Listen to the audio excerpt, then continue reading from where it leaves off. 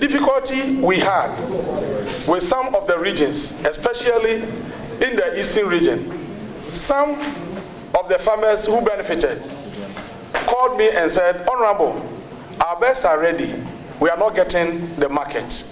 And I said, oh look, we can find some market for you.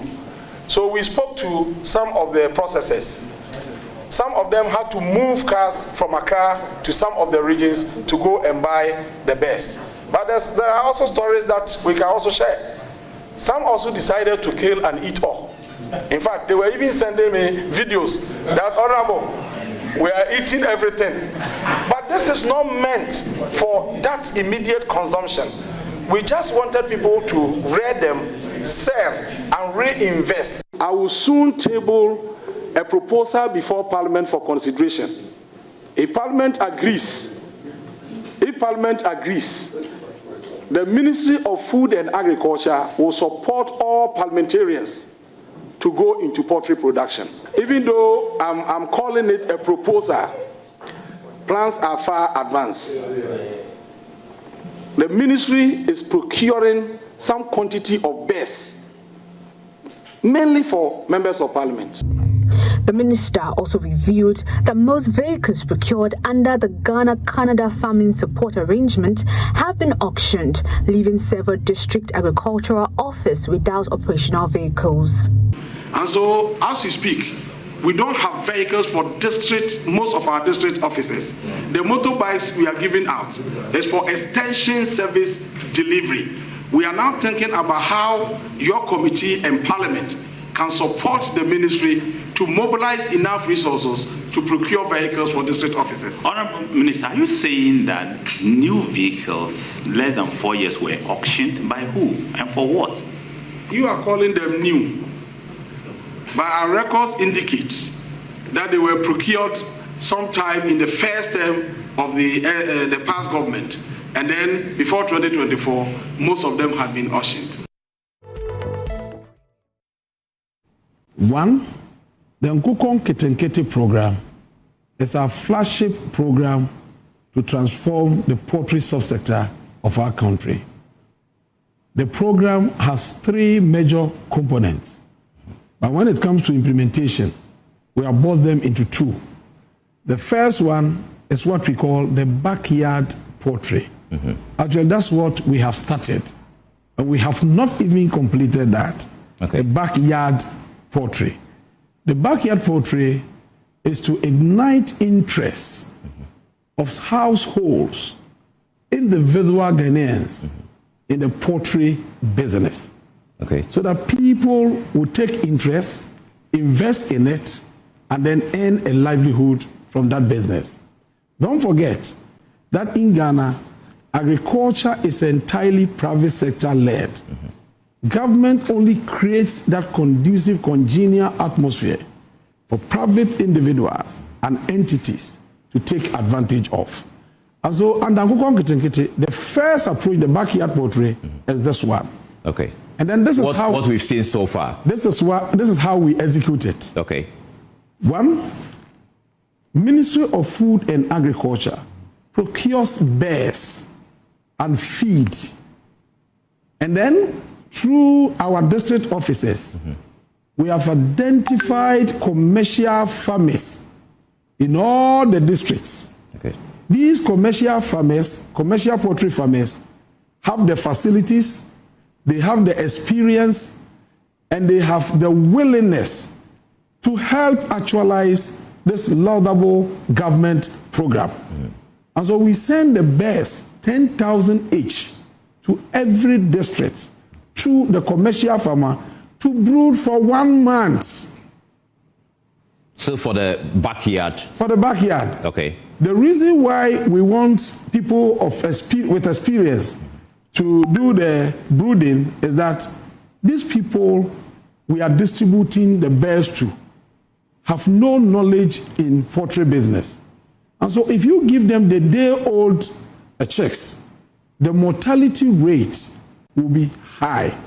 And the birds require maximum attention in the first month. Right. That is the period that you have to vaccinate them and ensure that they are given the right food and the right attention for them to survive. After 1 month, they become energetic and then capable of scavenging. They are able to go around and search for food on their own. So that is the period that we distribute them through the beneficiaries. Okay. And that is why we have been very, very successful in raising a lot of bears. Okay. You understand? So you've done 10,000 per district. 10,000 per district. We are not done with all the regions. Okay. As we speak, we are done with Western North, we are done with Ahafo, we are done with Bono East, we are done with about 11 regions, including Western. But Western, we have our bears at the brooding places for brooding. When they are done, then we start with the distribution. We are yet to move to Northern region for distribution to continue. Okay. So it is the experience, the expertise, and the facilities of these commercial farmers that have supported us in brooding these bears. Okay. And then we distribute to them. Now, all these regions I have mentioned, we have distributed broilers to them. And the broilers, after 8 weeks, they are ready for market and consumption. Okay. Keeping them beyond 8 weeks is generally uneconomical. Okay, you just be feeding them. We just be feeding them, and that will not increase anything. And because at 8 weeks, the weight is between 2.5 and then 3.5 kilos. If you continue to keep them, the legs will not be able to hold that weight. So you'll be having problems with the bed. Okay. So the technical people advise that as soon as they are distributed to the beneficiaries, within a space of 1 month, they should be ready for market and consumption. Okay. That is the first phase. And then under the same Nkoko Nkintikiti, right, we identify the most vulnerable women in the communities, because we want to give them the opportunity to earn a livelihood so that they can take care of their children. And these women are not necessarily poultry farmers. They are not poultry farmers. Okay. Especially the widows. All right. So what we do is that we give them battery cages, and then we give them 120 bears each, because that's the capacity of the battery cage. And then we give them the feed. And with the technical support of our officers on the ground, they will be doing the layers. In fact, we started with almost 600 of them. And such women? Such women. Okay, across the country. Across the country. And as we speak, some of them most of them are collecting eggs. And the testimonies are everywhere for people to see what is happening. That is also part of the Nkoko Nkintikiti.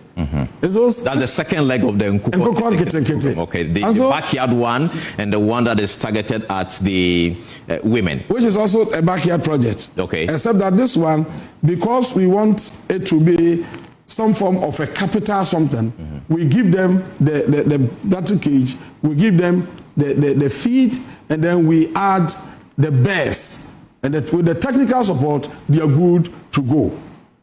So this is what we are doing.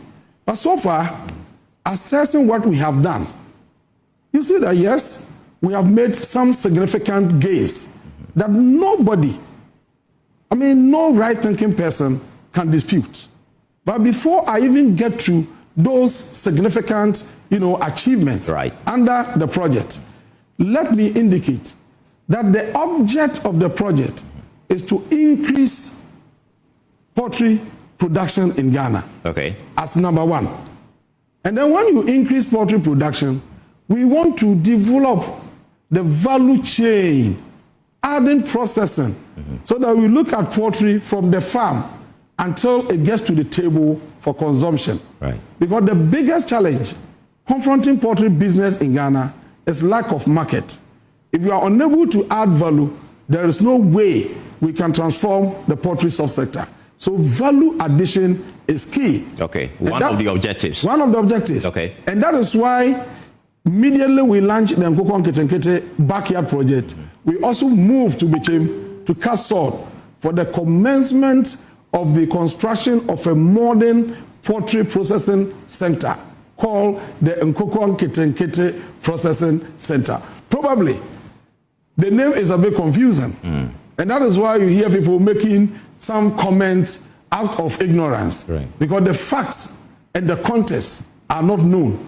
But I think this is an opportunity for us to highlight some of these things. Okay. Then you move to the third one. Now, when you increase production, and then you promote value addition, the last one is what we call boosting household food and nutrition security.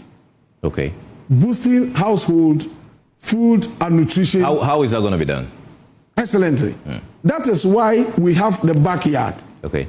Once the people are rearing the bears, they will now have to eat some of the bears. Okay. But they don't have to eat all. They have to sell some and then reinvest. That was the caution I sounded when I appeared before Parliament. Right. That, look, you have raised the bears. That is excellent. But once you have been considered and given even 10, 20, 50, whatever you are given, you have the right. You are a human being. You cannot leave the bears there and then go to the market to buy chicken to come and eat once you have it. Okay. So consume some, but don't consume everything. Are they aware how many, for instance, if you have 20 birds, how many you are to consume, or there's no clarity? We don't have any amount or number for you to consume. Okay. But what we are saying is that we want you to see it as a business, as a seed for you to grow and live on. So you're saying that it's not misplaced at all, that some of these farmers are consuming some of the birds? If you want to boost household food security and nutrition, consumption is part of it. Okay. In any case, what are birds raised for? Are they clocks to be fixed on the wall for people to look at? They are meant for consumption, and indeed local consumption. So even when you encourage them to sell, they are selling to local people for consumption. So the ultimate of this investment is to boost local consumption.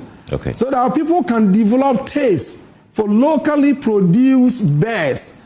And that will shift the demand for imported poultry to locally produced ones. Because as we speak, on annual basis, we spend 350 million United States dollars to import poultry products into Ghana.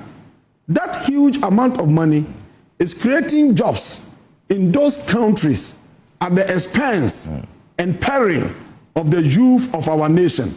And that is why we said that with this project, we are going to unlock the full potential of the poultry subsector for job creation.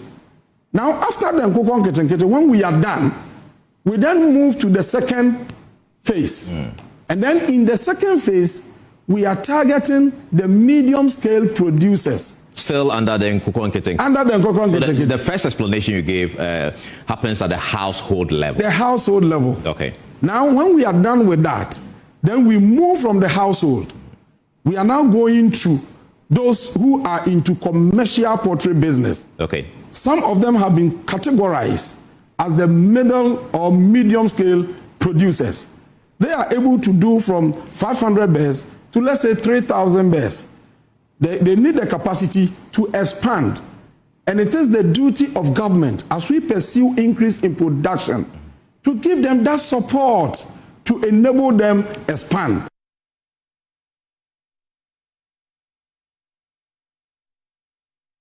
Good morning, welcome to the Joy Business Roundtable discussion, where we're going to be assessing Ghana's poultry industry. And today we were speaking on the theme, can Ghana feed itself? The future of poultry beyond Nkoko Nkintikiti. My name is Winston Taki, and I'm sure you had the conversation from the minister by my colleague, Carlos Kaloni, who spoke to him quite this week, and he raised quite key concerns about how the project has been handled. And I like the part where he said, you can consume some, but don't consume all.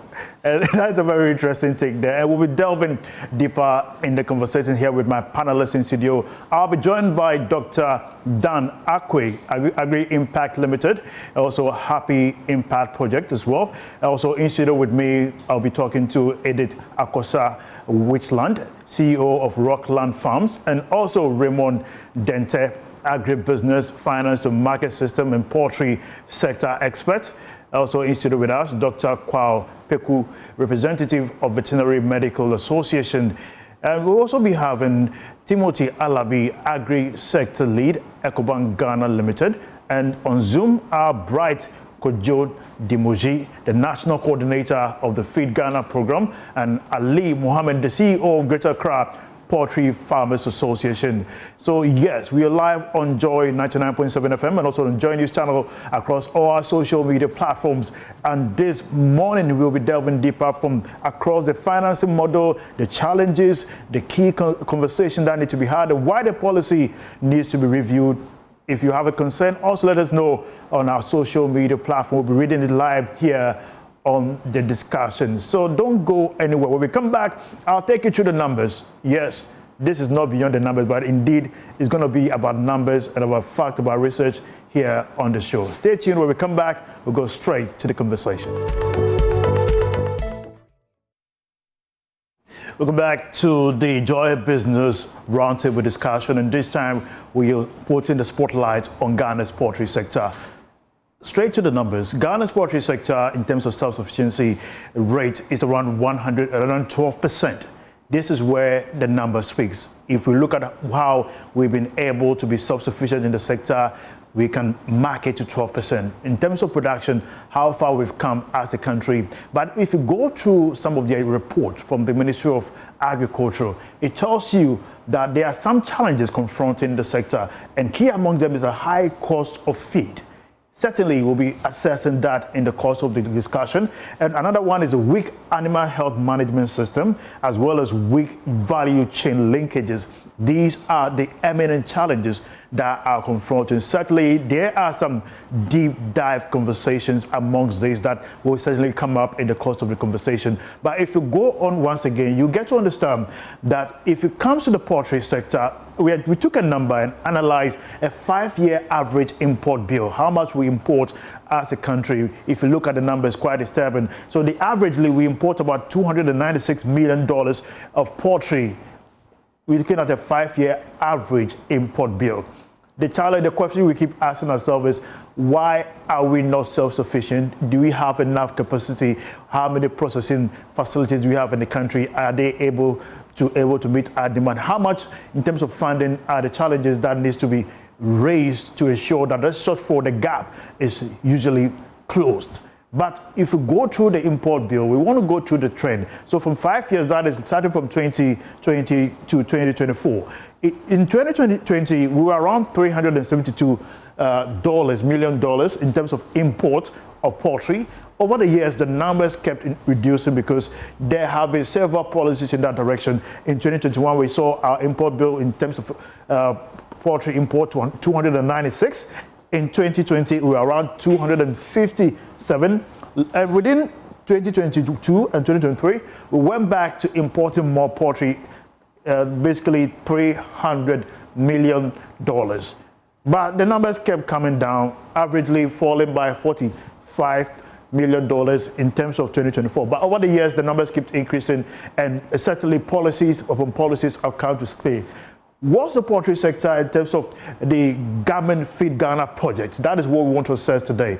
The minister was in studio here on Joy News. He spoke extensively on it. We'll also be joined on Zoom, certainly by the coordinator of the project. And before we do that, I want you to understand that these are some of the promises that a poultry project intends to give. Large-scale commercial poultry farms, small to medium-scale poultry farms, backyard poultry farming, which is basically the center of the conversation. So beyond this, what should we do as a country? They say you can eat some, but don't eat all. There should be a commercial element in this Nkoko Nkintikiti project. But the fact is that if you have your tomatoes, the whole garden, backyard garden, you have backyard poultry, you don't need to go to the farm. You have to eat. And in this instance, the minister said there should be a commercial element. And he raised a very interesting conversation that next year, hopefully, there's going to be a processing plant looking forward to processing about 90,000 per day poultry in terms of packaging, marketing. All these are elements that he says are part of the project. We also want to look at the nature of our self-sufficiency that has increased over the years. So Ghana's poultry sector self-sufficiency projection made. So we made a projection up to the year 2029. In 2025, we understand we are starting at 12%. If this project, should we say, comes to a point where it's in full implementation across regions, across countries, with the Nkoko Nkintikiti coming into play, we are likely to see our sufficiency rate increasing to 48% in 2027, possibly 76% in 2028, and if possible, we get to a point where we are around 104%. So this is how it looks right now. Now we come in studio to delve deeper, break it down, diagnose the challenges, and what is the future that holds for Ghana's poultry industry. I would like to start with Dr. Dan Akwe. He's the Agri Impact Limited, the CEO of Agri Impact Limited, and also Happy Project here in studio. I also have Edith Akosa-Whitland, the CEO of Rockland Farms, and also Raymond Dente, agribusiness finance and marketing system and poultry sector expert. Dr. Kwao Beko is also the representative of the Veterinary Medical Association. Timothy Alabi is the agri sector lead, Ecobank Ghana Limited, and also we'll be having on Zoom shortly who will be taking us through the presentation, Bright Kojo Demoji, the National Coordinator for Feed Ghana Program, and Ali Mohammed, the CEO of Greater Accra Poultry Farmers Association. I would like to begin, first of all, with Mr. Ali, not Mr. Ali, basically. I'll begin with Madam Edith Akosa-Whitland, who is here in studio. So I would like to take introductory statement from them before we come deeper into the conversation and get a presentation from the coordinator for the Feed Ghana project, that is Bright Demoji, shortly. So it's good. First of all, let me begin with Madam Edith. What is your assessment of Ghana's poultry sector so far? Thank you very much, and thank you, viewers, and thank you for giving us this platform to tell the government what we think, what the industry think can help to make Ghana poultry sustainable. Nkoko Nkintikiti, well, I have to commend His Excellency the President for taking that bold decision. If you look at the Nkoko Nkintikiti, it was a program that was geared towards the BOPs, but not for the sustainability of the poultry industry. It's a very good project, don't get me wrong, but if we are looking at the future of poultry farm, however, we need to look beyond that, taking into account the weak infrastructure that we have, veterinary issues we have, and the silent way of doing things in this country. The value chain is not well coordinated. We have Ministry of Trade doing something on its own, Ministry of Agric, FDA, veterinary. We need to have one stop point. When somebody wants to start a poultry, where does the person goes to? Do I start with FDA? Do I start with APD under the Ministry of Agric? Do I go to EPA? Do I go to FDA? Do I go to GSA? We need to have a coordinated approach. Wonderful. We can look at other countries, how they've developed poultry, how they make poultry sustainable. Looking at Brazil, Rwanda, Morocco, South Africa. What did they do different? They took a coordinated approach, a national approach. That is how the poultry was able to make sustainable in those countries? Well, I take America. Back to the Nkoko Nkintikiti. American poultry became commercial. It used to be a backyard farming for housewives. Women doing 30 birds, 50 birds. Mm-hmm. But one woman changed American poultry from backyard farming to a commercial farming. How? He was raising 50 birds. Mm-hmm. The hatchery mistakenly sent her 500 birds.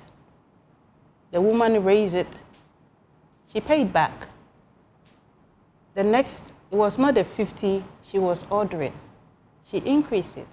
The husband who was doing 9-to-5 job realized that the woman is making more than what he is doing. He left his job, joined the wife.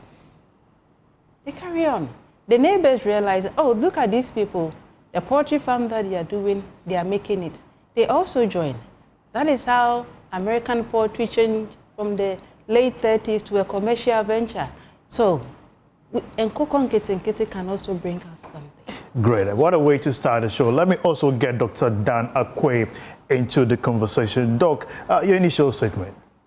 Thank you very much. I'm sure what Madam Edith said is what the minister was also trying to reiterate, but we got it quite in a different light. People eating the chicken sort of looking at the commercially. All right, Doc. Thank you very much. I'm always excited when agribusiness gets space in the media landscape, because it used to be an industry where, let me call it, media space marginalized. But these days, we get the opportunity to talk about agribusiness. And thankfully, today we are also looking at poultry. I might not dwell too much on Nkoko Nkintikiti, but to look at the whole poultry landscape. We have seen some figures, and we've moved from maybe 10% self-sufficiency to 12%. We used to be a net importer, and then we came down a net exporter of poultry, and then we came down to imports, and maybe we are trying to move up. But to move up in that scale, we go beyond policy. Then the policy, I'm sure we'll have more time to talk about. Yes. But the policy has always been there, year after year, government after government. Then beyond the policy is the political will. And the third, beyond the political will, is the political practice. So you have a policy. We tend to have excellent policies. Other countries will come and learn from the policies that we have developed for our sectors. But then the political will to move resources to support the policy is always lacking. And then the political practice is practice that goes contrary to the policy, or a practice that will negate the import of the policy. So, for example, we have a policy to increase our poultry production and consumption. Is there a political will to throw investment behind it? And what is the practice? As we are promoting production, processing, and consumption, the practice is also promoting and supporting imports, which negates the very effort that we are trying to achieve. And that is why I'm saying you have the policy, you have the political will, and the political practice. And the political practice tends to negate any objective of the policy, and then the will that is behind that policy. All right, I think we'll come back to delving deeper in that particular aspect, the fact that a lot of politics comes into play when it comes to policy and how it's been implemented. That is a very good take there. Let me bring Mr. Raymond Denzel on this conversation as well. Raymond, you've heard from both initial speakers in terms of the introductory speech. What do you have to share with us? To me, I think we have a very good industry, and as Dr. Akwi said, we started on a very good note, but along the line, we allow the system to slip out of our hand, and we've lost the industry, and we are now playing catch-up.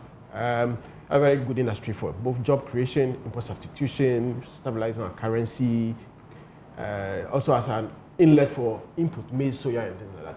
But not to mince words, it's an industry that is walking dead. Some statistics differ, even paint a more grim picture to what you shared with us. Some say as much as importing 400,000 metric tons of chicken, and we're doing less than 5% of it, from self-sufficiency to 5%. And you know, anytime you import a good or service, you're creating jobs in another country. The challenges we are facing, I think poultry can really help to address most of those challenges. And as other panelists said earlier, I think we are working against each other. Government has spent a lot of money in the industry. There are no lessons learned. We keep repeating the same things that are not working. So we don't take stock to revise the strategy, to revise the policy, but we keep doing the same thing, and it's not really. It's been very counterproductive, and we've put ourselves in a very bad state, and we need to get out of it. Devoid of politics, devoid of anything else. We should come together as Ghanaians and move the industry out of this current. Thank you very much, Raymond. We'll come to the objective assessment of this particular conversation shortly. But also, one thing Madam Edith mentioned is interministerial coordination, which I would like to know from the perspective of the Veterinary Medical Association. Dr. Kwao Peku, who is here with us. In terms of the sector, has there been much collaboration? Where do you stand as of now? Thank you so much, and I'm grateful for the opportunity given. And I think it's a very wonderful platform for us to share. I think it's our goal to ensure that every government policy like Nkoko Nkintikiti succeeds, just like other policies have come and they've gone. But when these are very brilliant policies, if you look at the structures that have been put in place. But now it comes to the point of implementation, where if you look at the key challenges, I think from the poultry industry, weak animal health, health management systems, and all that. And most of these policies have not succeeded, all because of outbreak of diseases and all these things, all because the key stakeholders sometimes are taken off. We are not being involved in most of the policies when it comes to the district level, community levels, and all that. There's no full participation, and also due to a lot of logistical constraints when they talk about staffing, when they talk about equipment to be able to monitor most of these programs and all that. So I think that most of these policies are very brilliant, like we've said, but a lot of things have to be done. It's not just veterinary services, but we are also looking at other stakeholders that also play a very vital role in these government policies. And I think that much has to be done when we want to see this policy succeeding, just to help our nation. So the collaboration has not really been there when it comes to the district level, local level, and all that. And that really affects most of these policies. I'll certainly come back to understand which particular areas do you think these collaborations are essential to enhance the outlook of the sector from the Veterinary Doctors Associations and your assessment on it so far. Now we'll want to look at the funding aspect. Mr. Timothy Alabi, you have been leading a lot of projects from your perspective. What do you make of the involvement of the private and public funding that are quite available for the sector? Has it been much, and how do you see it so far? Yeah, so thank you very much for the platform.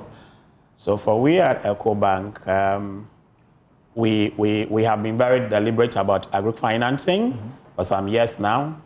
And so the poultry sector is no exception. We are ready to go the full haul. And I can tell you that we are doing quite some great things with regards to financing poultry. And so I believe this is the best platform to let the world know what we are doing at EcoBank.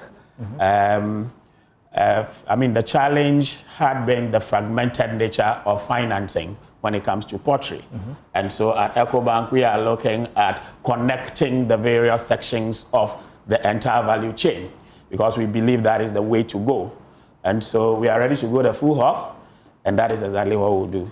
Interesting there. We'll come back to you shortly. Now, I want us to go to a very insightful presentation that will be done right about now. We are joined on Zoom by the coordinator. All right, now I think we'll start first of all with Ali Mohammed, the CEO of the Greater Accra Regional Poultry Farmers Association, who will be taking us through and the insights of how the industry has been so far from his perspective and how the association has been able to surmount some of the challenges that they've been confronted over the years. In this month and within the months of this year, you've seen several collaborations with the association together with Multimedia Group, and we do some open markets where individuals, people come through and buy some of their produce. We create a market for them, and therefore we have been intermediary in this. That is why it's important to accelerate this conversation here on the Joy Business Roundtable. So I want to go straight to Mr. Lee. Mr. Lee, we want to understand from you how the sector has been so far from the membership and also to the consumer perspective. Thank you, my brother. Please, can you hear me? Yeah, loud and clear. Yes, very well. I like the last statement that you did mention in collaboration with some media houses, particularly Multimedia, helping our gallant farmers to do away with their products. Let me say, before my coordinator comes in, we would like to commend government for this wonderful initiative by Nkoko Nkintikiti. But to solve the sector problem, Nkoko Nkintikiti can never do anything. Looking at the policy document, probably on the paper, it looks very wonderful. But looking at the first phase, if it's anything to go by, actually, the policymakers need to calm down. They need to calm down. Because look, there's a disjoint from the local to the national level. There's no coordination in policy implementation, how to roll out. Look, my brother, we are more interested in the value chain beyond only raising the best. How do you increase your maize production? How do you increase your soya meal production? These are the major components in poultry production. There's a total disjoint. Whenever we approach these policymakers, we are not in for the freebies. We want this thing to be sustainable. But there's a lack of coordination. You go to Ministry of Trade, there's no information for you. You come to Ministry of Agri, nobody's willing to open up for you. The veterinary service, everything is in shambles. Look, it is not for nothing that people were rejoicing when the mere mention of Nkoko Nkintikiti. When we saw the intervention to be led by government, we say, hallelujah, government is going to do something wonderful. But after some few months into the first phase of the implementation, we said, no. It's just only a catchy phase.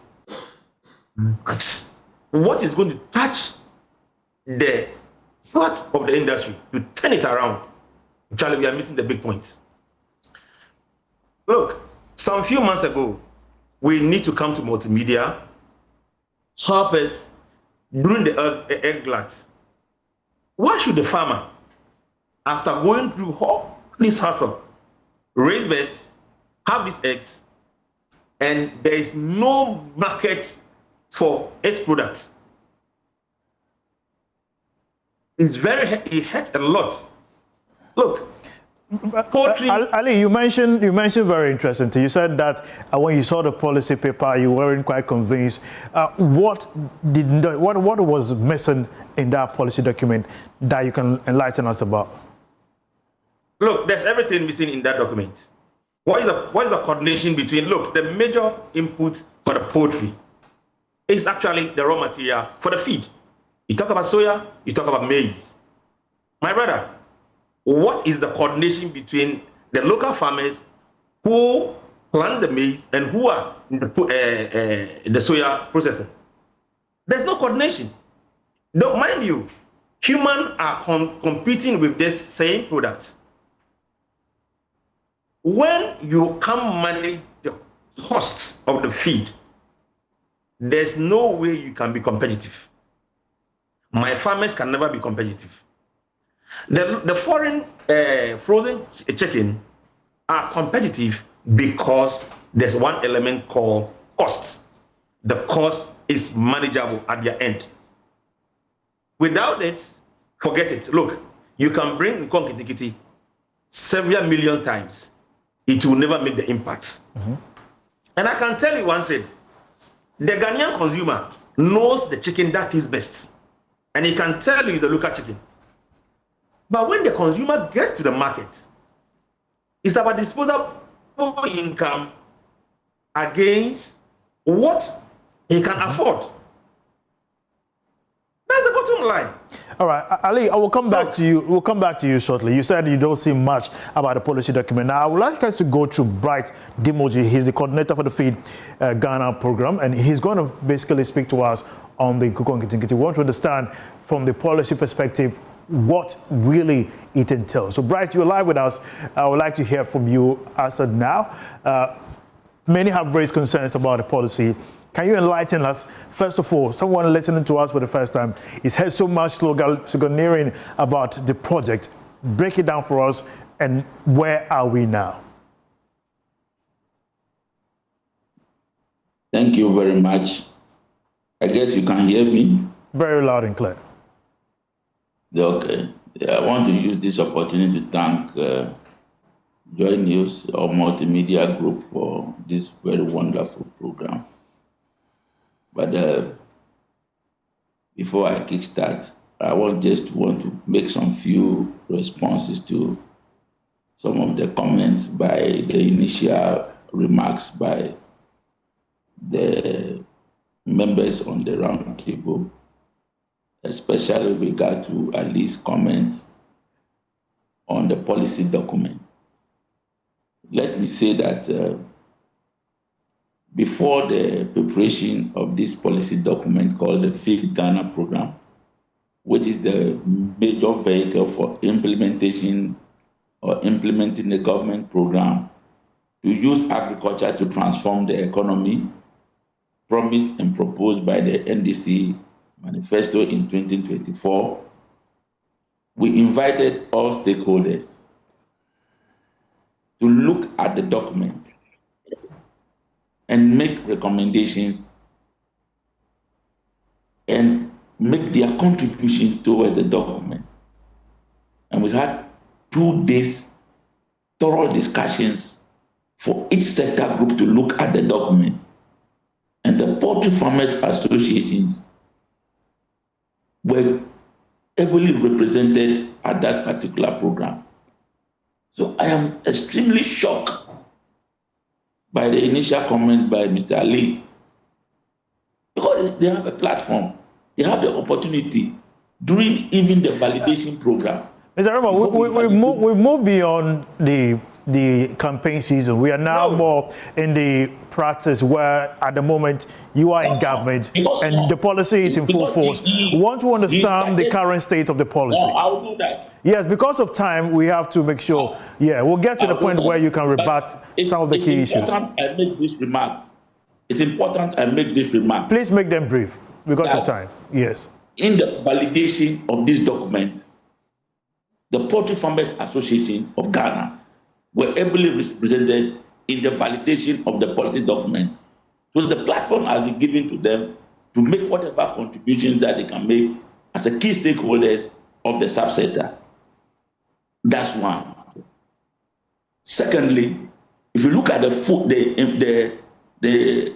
guidelines for implementation of the Feed Ghana, at the district level, the Veterinary Services Department is a member. Animal Production Unit of the Ministry of Food and Agriculture are members of the task force. Chiefs, member associations of farmers and poultry farmers are members of the task force for implementation at the local level. Let me end it there. Maybe let me do my presentation now. Sorry, please, can I? Ali, we'll come to you shortly, please. Yeah, we'll come back to you. Hold on. Ali, please hold on. We'll come back to you shortly. Please, Raymond, go ahead. Yes. Bright, go ahead. To proceed on, as I said earlier on, the poultry sector is a very important sector for this country, and it has a very huge potential to create jobs and to create wealth for the people of this country. And if you look at trajectory and look at history, backyard farming and backyard poultry have sustained this country for several years. Until recently, we realized that that component of our people engaging in backyard farming has come down drastically. That has led to that imbalance between importation of poultry products into the country and the level at which we can produce to feed ourselves. So basically, this concept of poultry revitalization program, which is one of the sub-components of the Feed Ghana program, is to address some of the key challenges in the poultry sector. The first one is, first of all, is to ignite interest in the poultry sector. The first one, our major reason or objective of bringing this program is to ensure that we bring the people of Ghana back into backyard poultry farming so that we can be able to increase poultry production as a major component of our food security program. Secondly, in doing so, we believe strongly we'll reduce importation. So it's a form of import substitution program that we are implementing. And finally, it's also to ensure that we are completely food secure as far as meat production is concerned. Because if you look at the import bills against our production, it is not encouraging. And as a government, we need to do something immediately to turn around the table to ensure that we produce and also support our currency. Because using almost $300 million to import poultry into the country annually, it is something we want to deal with immediately. Great. Right. I want to understand from you, what is the government doing now? It's been almost a year in that particular project's assessment. What has been done and what is yet to be done in terms of the project? Yes. We started with the poultry program, which we call the Poultry Revitalization Program, has three components. The first one is what we call the backyard poultry program. That generally we call the Nkoko Nkintikiti program.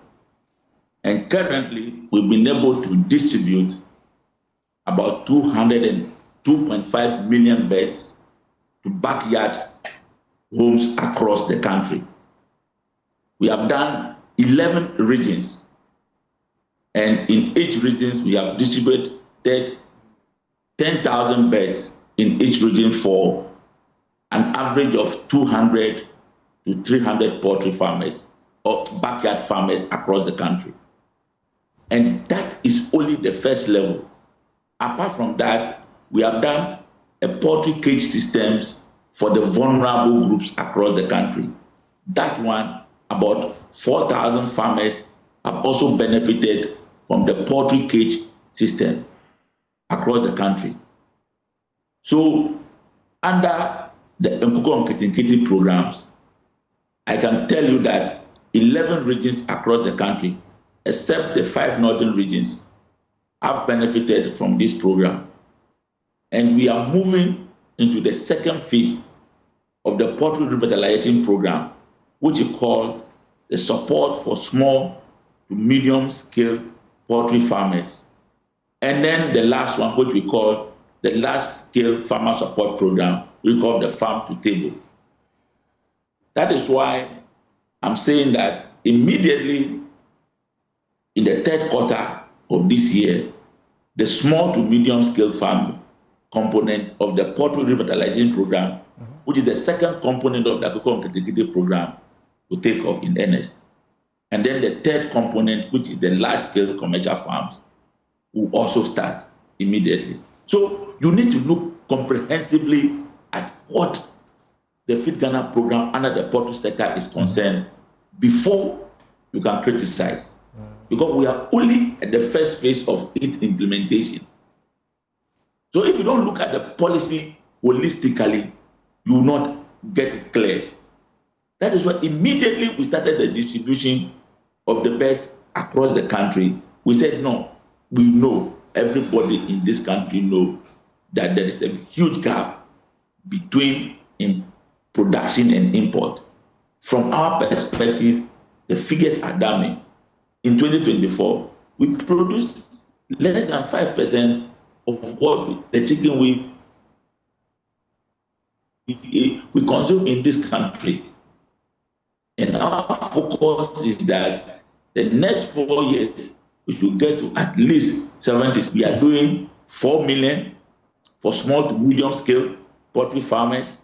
And we are also ensuring that the vulnerable groups, which we are supporting, I'm talking about the women vulnerable groups, have also done about 1.5 million. So the target is that the next 3 to 4 years, we'll be able to get to about 76% of our poultry consumption as far as the program is concerned. Please, thank you very much. When we talk about, that's why when we talk about Nkoko Nkintikiti, yes, we are not only talking about just production at the backyard level. I said we are moving straight into the second level of implementation, which is the support for small to medium scale poultry farmers.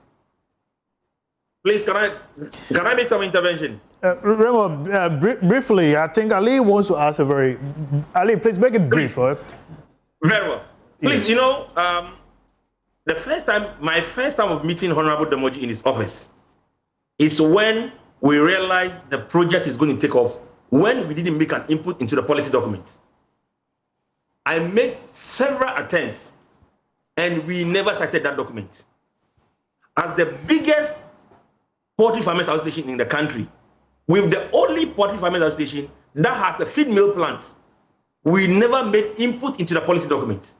That should be it should be a matter of record. We have never made an input into the policy document. We've never cited it before. I sent a letter to the Honorable Demoji's office. I was there on 3 occasions. We want to be given opportunity to make an input. We were not given the opportunity. We are not only raising birds, we are the only association that have a feed mill plant. And we are employing people into hundreds on our feed mill plant. Okay. So, Ali, I get your point. Just cool your guns. We'll come back to you. We will not make input into the document. All right. Remember, Ali, we'll come back to you shortly. Also, Mr. Bright, kindly hold on for us. We'll come back to you shortly. I want us to go through a very interesting aspect of the next set, which is basically understanding the real poultry challenge. Why Ghana still import nearly 90% of the chicken it consumes. This is a brief presentation that I would like to get Mr. Raymond Dente, the lead consultant of the National Poultry Sector Master Plan, on as of now. So, Mr. Raymond, you've heard from the coordinator, including the Greater Accra CEO of the Greater Accra Poultry Farmers Association, all of them raising key concerns. But just lead us through. How does Ghana's master plan look like? What are we falling short of from your assessment? The presentation will come on your screen as of now. Okay. You have to acknowledge agri-impact and transformation. Yeah, so I mean, if you take a step back and we look at the historical context, as has been said over the period, Ghana used to be very self-sufficient in the poultry sector. We were net exporters to the sub-region, but a number of factors affected our industry. One is the fact that the industry grows very fast and was growing very fast, and our systems did not catch up, scientific system and other things. Again, if you look at most of in the 80s, stand. Can you? In the 80s, Ghana faced some challenges, and then we asked for help. I mean, can they roll? Yeah. We asked for some help from international agencies. So that's what I said. So in the 80s and the 70s, we had all the various economic recovery programs. And those programs, as part of the programs, we were asked to liberalize our economy. So the cheap imports started coming in from the 80s, the 70s, the 2000s. And the cheap import came in such that the prices were cheaper. And as I said, the sector also didn't catch up. So then consumers generally will tilt towards cheaper products. Okay. Yeah. And so that is really what affected us in doing that. Please go on. But I mean, can you next slide? Can you go to the next slide?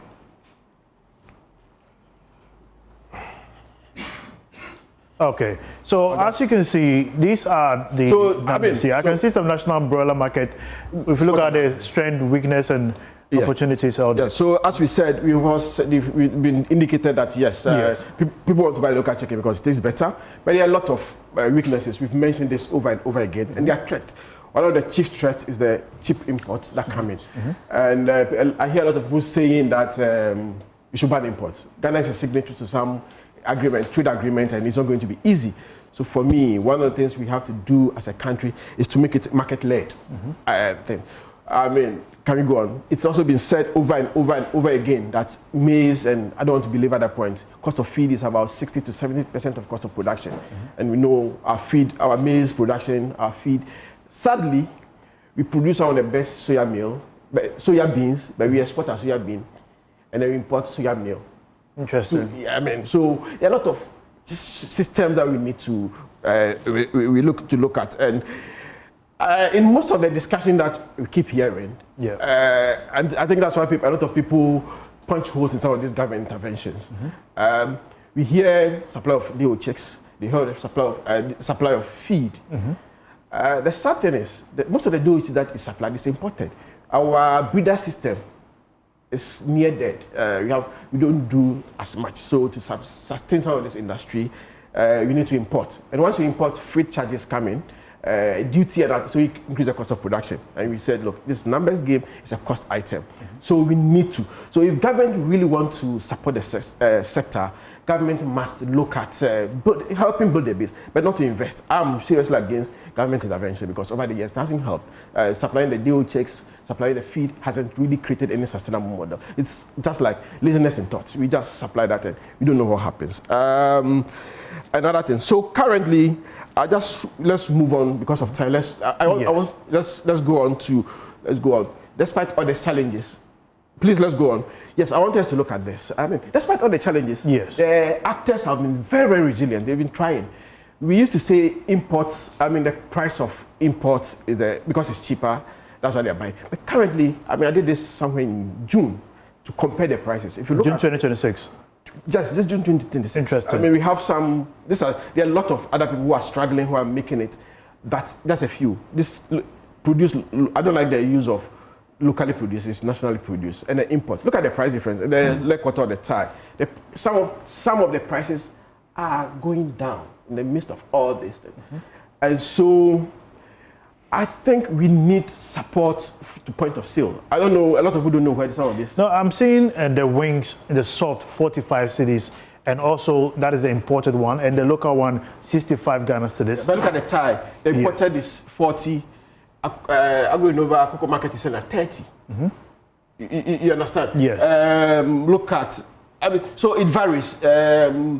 There are some of them that this whole chicken imported is about 68, and somebody is doing agro at 60. So the market is trying. So for me, one of the quick, low-hanging fruits, if you want to support, again, not putting money, is look at the marketing.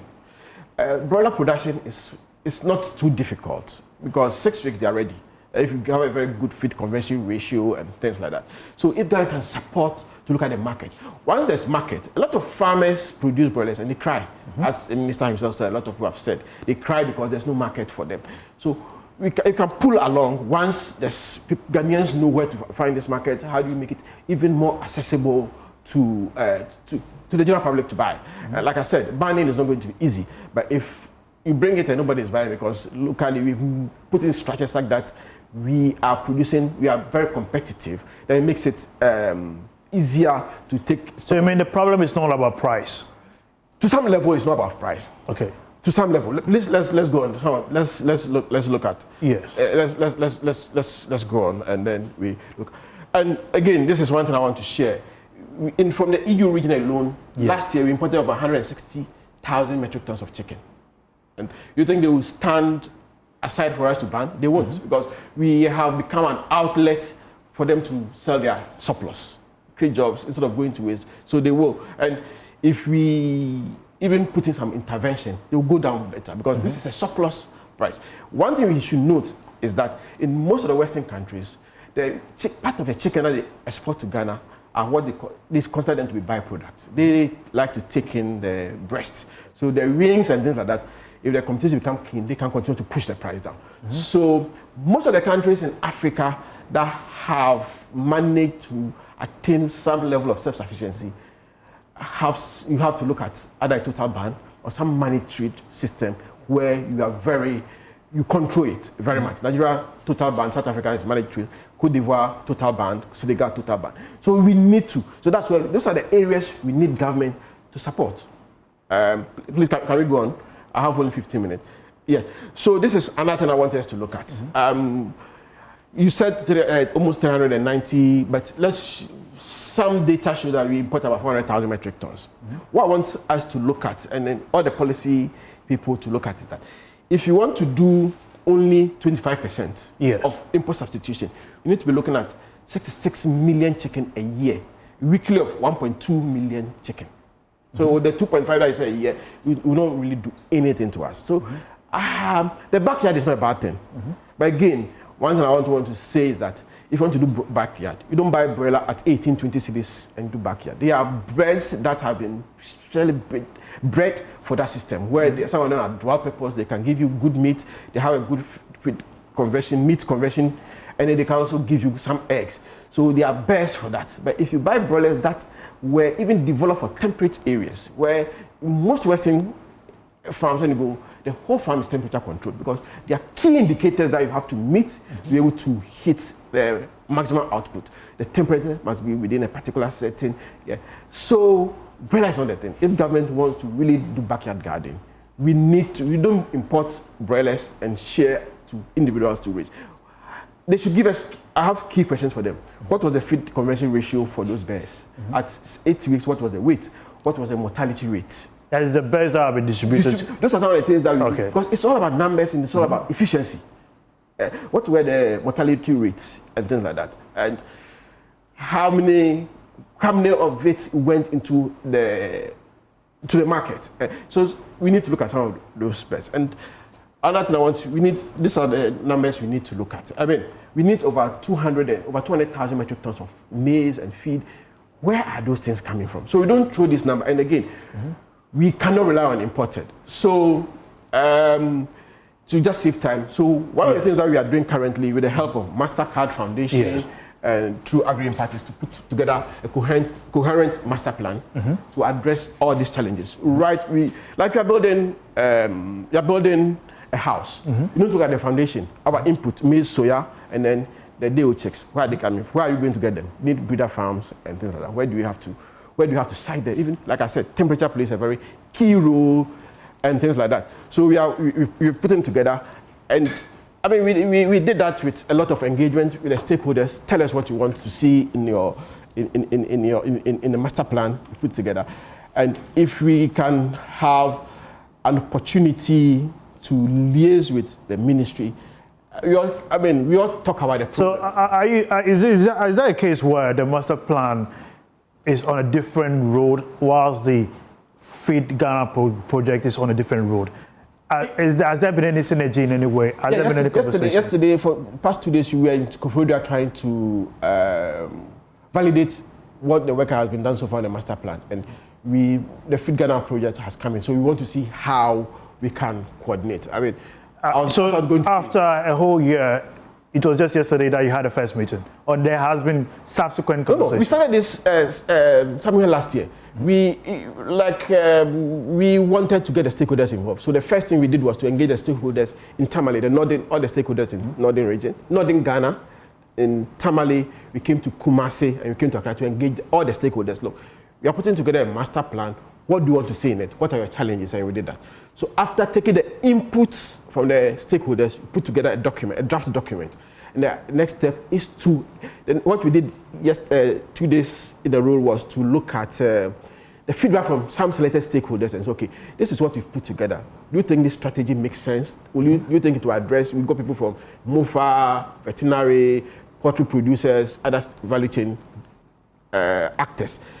So then they give us feedback to fill in any gaps, anything that we have left. And we also made it clear, criticize it. I realized the coordinator was getting sensitive. I think there's nothing wrong with somebody adding another point to it, because things are moving so fast, new ideas may come up. So I think we should also open ourselves to feedback, and when it comes to us, criticism, it doesn't take anything away from us, so that we can, whatever we are doing, become something that addresses most of the issues we're talking about.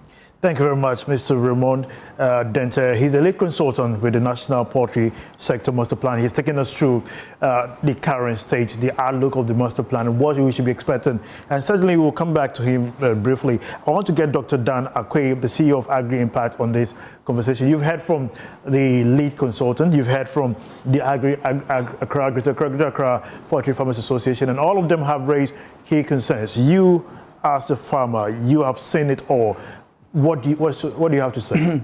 Thank you very much. Somewhere 2022, 2023, Agri Impact, in partnership with the MasterCard Foundation, identified the key challenges in the poultry sector and decided to convert these challenges into opportunities which can call for investment and create jobs, first of all, for young people and especially young women, and also produce chicken for Ghana and reduce our imports. Through that, we liaise with the Ministry of Food and Agriculture to come up with the Poultry Master Plan, and Raymond was the consultant to lead the development of the Poultry Master Plan. And the purpose of the Poultry Master Plan is to give a roadmap to make Ghana poultry self-sufficient, but in staggered stages. So we can't be self-sufficient in three years. That's almost impossible. And like we said, we consume over 200 million birds annually. We are doing about 10 to 12%. For us to move, like even if we are to do 25% more, it's not only supply of chicken, it's the maize, it's the soya, and it's the infrastructure as well as the practices. A key example, I like what I think Raymond said, that when we are developing policies, sometimes we review, not that we don't review, we review the previous policies, but we don't take lessons from the review, because if we take lessons from previous policies, we will be very circumspect in certain approaches that we use to deliver on either a policy or on a strategy. And again, there are also successful models. For example, he showed price trends, and we saw price competition between agro farm and the imported. And in some cases, Aglo Farm, which is a national poultry company, has a price lower than an imported chicken. What are they doing right that can be scaled? I'll give an example. In 2023, when Agri-Impact, with the support of the MasterCard Foundation and in partnership with MOFA, came into the space, Aglo that we are talking about today had closed down. They had infrastructure, processing infrastructure closed down. And thieves have even started stealing some of their equipment. But with intervention, in a matter of 2 years, Aglo is doing over 200,000 birds a month and has the license to supply KFC. So that model is there and it has not failed. By catalyzing that processing unit, other poultry farms around Porting and Winneba area have the opportunity to produce and feed. If Aglo is to expand its markets by 3 times or begins to go under 24-hour economy and decide that they will do 2 or 3 shifts instead of 1 shift, then they are going to also increase their processing, and what they are taking from young people who are producing birds will be 3 times, and that is there. I'll take you to northern Ghana. We all had previously thought that it is not profitable or it's almost impossible to produce birds or do poultry in northern Ghana. Fortunately, there is a clear case for us to also learn from Lamdi Farms. Few years ago, Lamdi Farms was doing about 2,000 birds per annum. With the intervention of the MasterCard Foundation, Agri-Impact, the support in Starter Pack, as we speak today, it's able to do 26,000 birds at any given time in Wa and its environs, a place that we had previously declared as non-suitable for poultry production. And he's having his feed about 30% cheaper than the feed that is being produced in southern Ghana because of access to maize and soya produced in that locality. Why don't we scale models of this nature? We have Rockland also here, a woman who is striving hard to also break through in the poultry industry and has successes. So these are examples for us to scale. And like I said earlier, we can't continue to repeat failures. We have to learn from previous failures and make it better. So for us, looking at the poultry industry, what are the opportunities? And I also keep saying that the moment we talk about challenges, we see it as difficulties. But in other sectors, they will say that these are the investment opportunities. So all the challenges that we are listing, the best is to convert them into investment opportunities. And when we convert them into investment, when I come to you and I tell you that there's a challenge of feed in the poultry sector, you say, oh, sir, oh, okay, this is a challenge. And to you, you carry it along as there's a challenge. If I come to you and I say that there's an investment opportunity for poultry feed, you will sit up and begin to talk to investors. And that is the narrative that I want us to use, that, look, there are so many investment opportunities within the Ghana poultry industry space, from production of maize and soya through feed production. As we speak today, how many brooder stock farms do we have in the country? Almost 0. And we also import maybe 90% of the eggs. All right. These are all investment opportunities. Then you come to the production. Almost every sector, I mean, it does not necessarily have to be every district must have a processing. All right, then I'll come back to you once again, but I want to also get Madam Edith in this conversation. You are a player in the sector. You've seen it all, done it all. But I also want to get from you in terms of the feed structure. How have you been able to manage it so far? And why do you think we still have the challenge of importing feed to feed our local market? Thank you very much once again. So, like Dr. Akwe said, the feed, I didn't perceive it as a challenge. I was a poultry farmer, not a feed miller. But when I wanted to go into the broiler production, I saw the opportunity to build a feed mill. Now we have a feed mill, eco-feeding, that does 8 to 10 tons per hour. Because we realize that 80% of the cost of the broiler is the feed. But buying it from somewhere was making my cost of production higher. We formed the outgrower, the maize outgrower. We have I found VSLA for the maize farmers as well. So we have close to 8,000 smallholder farmers that produces maize for us to use at the feed mill whilst we aggregate some of the feed. And giving them technical support on how to produce the maize efficiently, increase our yield, and also bringing down our cost of production in the broiler sector. So we saw that opportunity there to set up the feed mill. And what I would say, broiler, from what we learned from what we're doing, is a numbers game. I met director, how many years ago? 5. About 6 years ago. That was when I approached him as a consultant to help me set up the broiler. And he asked me on the phone, what would you want to do? I told him, I want to produce 6 million birds a year. He said, okay, call me back. I called him several times. He didn't pick. He didn't mind me all those years. And we met again down the line. And I went and thanked him. Because when I met him and I told him I wanted to do 6 million birds a year, he realized I wasn't ready. I didn't know what I was talking about. At that time, I felt hurt.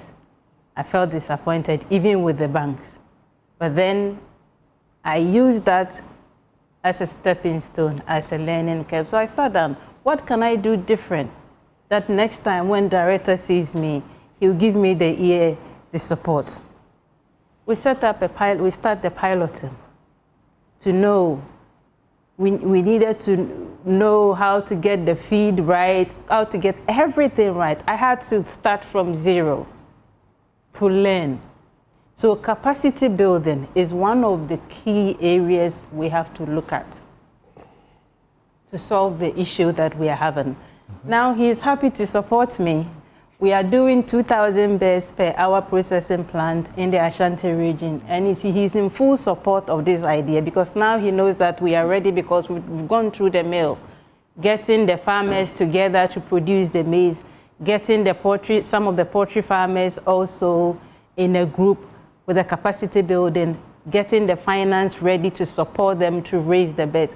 We've had a meeting, the Secretary Enclave, we had a meeting with the 24-hour economy, because we are not seeing this as a challenge.